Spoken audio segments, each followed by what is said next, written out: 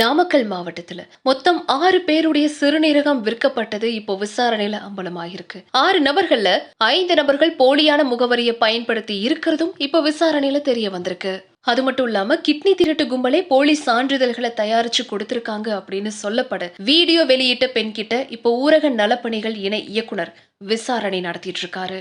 Namakkal அருகாமையில kidney திருடப்பட்ட விவகாரத்துல நடந்த விசாரணையில மேலும் பல்வேறு திடுக்கிடும் தகவல்கள் வெளியாகிருக்கு. அப்படி என்னதான் நடந்திருக்கு? நாமக்கல் மாவட்டம் பள்ளிப்பாளையம் சுற்றுவட்டார பகுதியில ஏழைகளை குறி வச்சு கிட்னி பறிப்பு குற்றங்கள் அதிக அளவுல நடக்கிறதா புகார் எழுந்திருக்கு. இது தொடர்பா மாவட்ட நிர்வாகம் விசாரணை நடத்திய நிலையில தலைமறைவான இடைத்தரகர் ஆனந்தன் மேல பள்ளிப்பாளையம் காவல் நிலையத்துல 4 பிரிவுகளின் கீழே வழக்கு பதிவு செய்யப்பட்டிருக்கு. மேலும் இந்த விவகாரத்துல பாதிக்கப்பட்ட பெண் கிட்ட சென்னை சுகாதாரத்துறை சட்டப்பிரிவு இணை இயக்குனரான மீனாட்சி சுந்தரம் தலைமையிலான சிறப்பு குழு ரகசிய விசாரணை நடத்தி வீடியோ மூலமா வாக்குமூலத்தையும் பதிவு செஞ்சிருக்காங்க. கிட்னி விற்பனை செய்யலாம் அப்படின்னு அணுகுனது யாரு, எங்க வச்சு பேரம் பேசப்பட்டிருக்கு, இந்த மாதிரியான கேள்விகளை பாதிக்கப்பட்ட அந்த பெண் கிட்ட கேட்கப்பட்டதாகவும் தகவல்கள் வெளியாகி இருக்குங்க.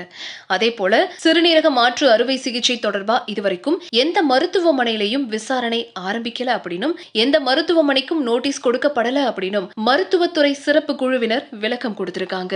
இந்த நிலையில சிறுநீரகம் திருட்டு குறித்து தமிழ்நாடு சுகாதார திட்ட இயக்குனர் தலைமையில விசாரணை நடத்த உத்தரவிடப்பட்டிருக்கு.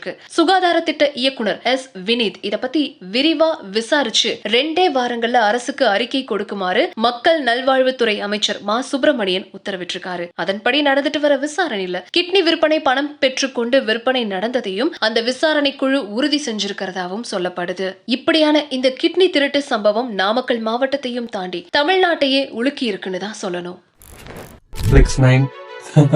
உங்க கையால ஓபன் பண்ணுங்க. ஃபிளிக்ஸ் 9 ஓடிடிக்கு வந்து என்னுடைய நெஞ்சார்ந்த வாழ்த்துக்கள். நல்லா படங்கள் பெரிய லெவலில் வரட்டும். நான் வாழ்த்து. தேங்க்ஸ்.